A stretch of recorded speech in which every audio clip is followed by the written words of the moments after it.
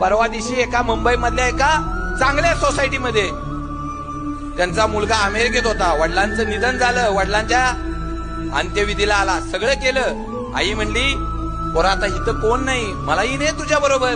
पोरग म्हणलं आई मी अमेरिकेत जातो, लवकर येतो, तुला पण घेऊन जाईन मी, काळजी करू नको. आणि तेवढ्या एका मोठ्या फ्लॅट मध्ये आई एकटीच राहत होती.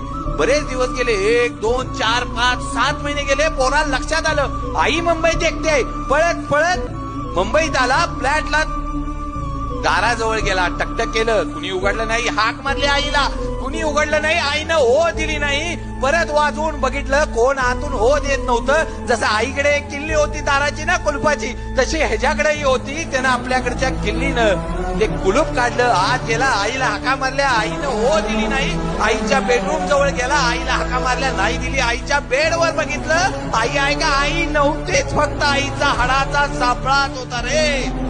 आयुष्यात काय कमवलं आम्ही आमच्या आई वडिलांना देखील बघू शकत नाही. अरे आम्हाला बोलाय वेळ नाही. मी मगाशी म्हणलो आम्ही अमेरिकेतल्या जगातल्या सगळ्यांशी बोलतो, परंतु आमच्या जिनं आम्हाला 9 महिने पोटात सांभाळलं. त्या आईशी बोलायला आम्हाला 2 मिनिटं नाही.